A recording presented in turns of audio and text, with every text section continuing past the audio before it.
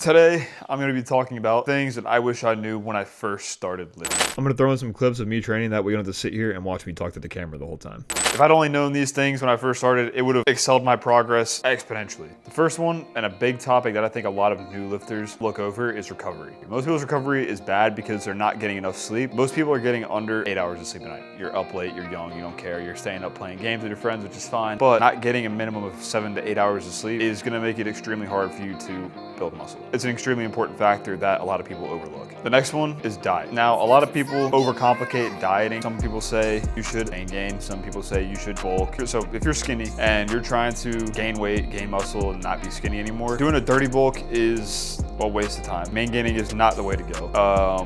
You should bulk, but you don't need a dirty bulk to gain a bunch of muscle. Putting on a bunch of excess fat has no correlation with building muscle. For the most part, the healthy body fat range is 12 to 15, and you can be in that body fat percentile while still gaining weight and building muscle. Having a clean, well-balanced diet, eating enough protein, getting in enough carbs, and healthy fats will get you way further in the long run than it will if you dirty bulk. Because if you dirty bulk, you're putting on a bunch of excess fat, and you're gonna go and cut, and it's gonna be underwhelming because you didn't put on as much size as you think. The next one is training. I see a lot of people, especially new lifters, and I'm guilty of it myself, is only training up to 12 reps and stopping. And I think what messes a lot of people up, they'll look up a workout video online, right? Let's say you're following Chris Bumstead's chest day, right? And it says you're doing dumbbell incline press for 8 to 10 reps. Or let's just, let's do 10 to 12 reps, right? Most people will do 12 reps and stop, and they still have 3 to 4 more in the tank, sometimes even more. So stopping yourself at 12th rep when you still easily can hit more means either you need to up the weight to make it harder for you to even hit 12, or you need to go past 12 and go to failure. In my opinion, if you're following somebody's rep range, use it as a guide. Don't use it strictly as, oh, I can only hit this many reps for this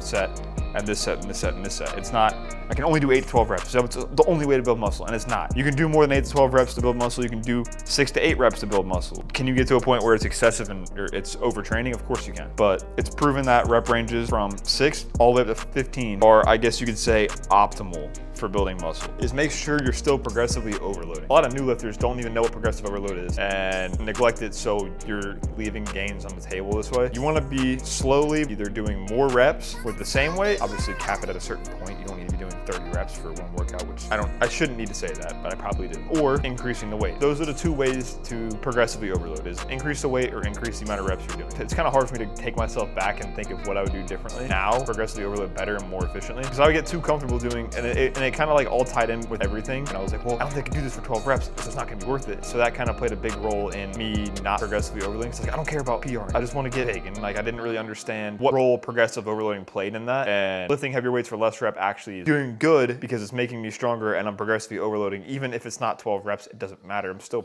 slowly progressively overloading. The next one is ego lifting. Most people, when they first start, worry way too much about how much weight they're pushing, thinking that people there actually care what you're doing and how much weight you're pushing. Dude, I promise you, no one cares. If anything, if they are, and you look like a fool because you can't push the weight, people are gonna be looking at you like you're dumb. Starting with a weight you can control and weight you can actually get reps in and feel the workout, do it right, is going to be much easier than trying to fix bad form later. Getting good form with lightweight and not ego lifting at the beginning is extremely important. You're gonna be much more prone to injury, and it's going to be much harder for you to fix bad form later than it would be if you just fix it or get good form now with lighter weight than try to change it later when you've already been lifting for 6 months to a year, bad form and too heavy of a weight. Then you're gonna have to take 10 steps backwards to go back 10 steps forward. First of all, you're not gonna wanna do it. So I'd much rather see someone with amazing form with lighter weight than a new lifter ego lifting with terrible form and risking injury just to look cool. I hope you guys enjoyed that video. Leave a comment on something you wish you knew when you first started lifting. If you guys wanna know how cold plunges affect muscle growth,